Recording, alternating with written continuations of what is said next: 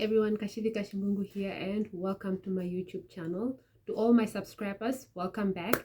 And if you've not yet subscribed to my YouTube channel, please go ahead and subscribe. And don't forget to like, comment, share, and of course, subscribe.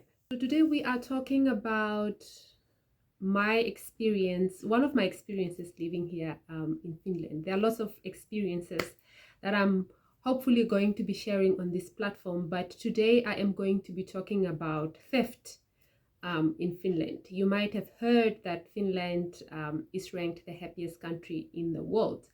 And what are some of these things that makes Finland the happiest country in the world? In fact, they've been ranked the happiest country, I think 6 times in a row now. And so today I'm going to be talking about, crime, but specifically focusing on theft, because that is the experience that I've been through, that I can really share as to why Finland is the happiest country in the world, or why Finland shouldn't be ranked the happiest country in the world. So yeah, stay tuned, and I hope that you have fun listening to my story. So a couple of months ago, during Finnish summer, my family and I packed our bags to go and vacation in Helsinki. Helsinki is the capital city of Finland. So we packed our bags that morning, and we went to the train station because we were going to use the train to get to Helsinki. Public transport here in Finland is relatively cheap. And so for a family of 5 people, that seemed like, the cheapest way to get to Helsinki. And of course, life here in Finland is not cheap. In fact, I think Finland is one of the most expensive countries here in Europe.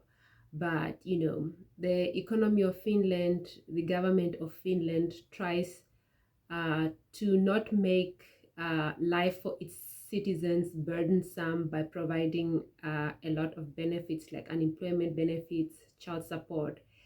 And so it's not as difficult as it should be if those benefits were not provided. And so let's go back to public transport. And so that's why we used public transport. It's relatively cheaper for a family of 5 people. So we packed our bags, we went to the train station to go and get the train to go to Helsinki. It was early in the morning, and so we were so early at the train station, so we decided to sit and wait for the train in the train station, or the train terminal. So when it was time, when the train arrived and it was time for us to go, we just took our bags, and then we got onto the train, and we were on our way to Helsinki. Now Helsinki is a couple of 100 kilometers away from the city that we live in, and we live in a city called Jyväskylä. So on the way to Helsinki on the train, we were all on our mobile phones, watching videos, reading stuff and things like that. Like, we didn't realize that anything was amiss, anything was missing. We thought everybody had all their baggage, everybody was comfortable, there was no worries. Our trip was going smoothly. Now I think about 2 hours into the trip, I realized that I didn't have my handbag. At the train station, there's like a sushi restaurant, and outside of the sushi restaurant they have like chairs and tables where people can sit and either eat or drink, or while they're waiting for the train. That is where we sat, and that is where I left my handbag. I put my handbag on the arm of the chair, and then when we stood up, I just picked the big bags and did not think to remove my handbag that was hanging on the chair. And that is how I forgot my handbag in the train station. So my heart dropped, and I'm like, my handbag is gone, literally gone. I mean, where do we even start to begin calling or finding out if the handbag is there? And so I told my husband, I don't have my handbag. My handbag had all my documents. Fortunately, my passport was not in the handbag. There was a wallet, but the wallet only had my residence permit, which I can apply for if it's lost. I just have to pay extra for it. and other bank cards which I can get back. So I was not very worried that I had lost a lot. I was just worried about the inconvenience of having my bank cards in there, and not having my cards to purchase whatever we would have wanted to purchase when we were in Helsinki. That was my biggest worry, that my wallet was gone, and obviously the hassle of having to apply for everything if everything was lost. But fortunately my passport was not there. If my passport was there, that would have been the end of the trip, and I would have told my husband, let's go back or something like that. But that's not how it went. In fact, the first place that we had called was the call center at the train station. Like, the train station was the one that we called first, but nobody was picking up. The phone was ringing and nobody was picking up. And the second place that we called was the sushi place, where now the Chinese or the Asian guy went to go and check, and he said that he didn't see the handbag. The third place that we called was the tourist information center of the city where we live in. So we called them, and they have a tourist information center in the train station, but the number was not online. And so the number that we found was the overall tourist information center that is found in the city that we live in. So I called them, and I was very calm, surprisingly. Maybe it's because there wasn't really anything I should be worried about, but I was very calm. But also at the same time, I'm like having to stress about reapplying for things, and going and and things like that. That was just my main worry. But overall, I wasn't really worried at all. And also knowing that it is Finland, theft and crime is really low here in Finland, so I was not very worried about that. So we called them, and they said that they are going to call the information center at the train station to see if they have the handbag. And so they said that they would call me after they find out. Okay. So we continued our journey. We tried to not dampen the news that I had forgotten my handbag, dampen the mood of everybody else on our way to Helsinki. And so yeah, a couple of minutes later, they called back and they told me that they had found the bag. The information center at the train station had found my bag, and they have it. And so they asked me when I could pick it up.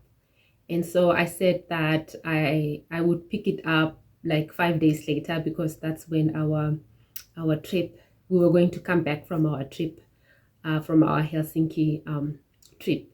And so yeah, nobody stole my bag. 2 hours later into the trip, my bag was literally sitting in the middle of the train station, and nobody took it for themselves. In fact, whoever found it took it to the tourist information center and hoped that somebody would come and collect it. But yeah, that's the really one thing I appreciate living here in Finland, is that theft is and crime in general is very, very low. Okay, let me say theft of everything else except bikes. I don't know about a bike. If you leave your bike unlocked, you may not find it. That is the only thing I think that gets stolen here in Finland, at least in the city that I live in. That gets stolen relatively frequently than anything else, if there's anything else that gets stolen. But so far, only petty crimes like stealing a bike. But we shouldn't call stealing a bike a petty crime, because some bikes are really, really, really expensive. And sometimes even if the bike is locked, people will come and remove the tires from the bike.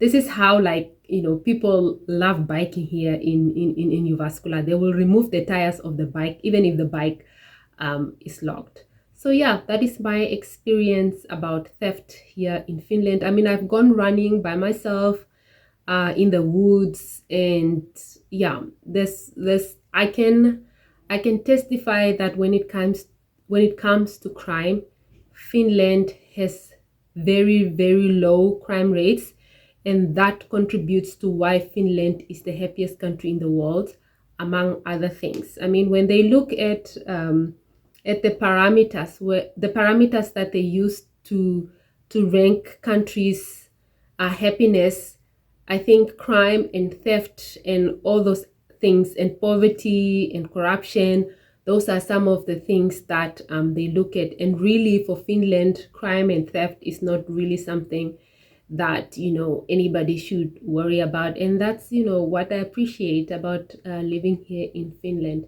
Now, had I been in my home country of Namibia, yeah, we would be talking a whole different story right now.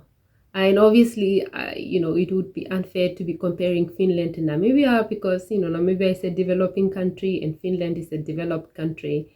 But yeah, I'm just, you know, saying, if I had, you know, forgotten my handbag at the Namibian train station, I probably would have never found my documents. And yeah, that's what I appreciate. One of the things I appreciate about living here in Finland, you can forget your phone on the bus, on the train.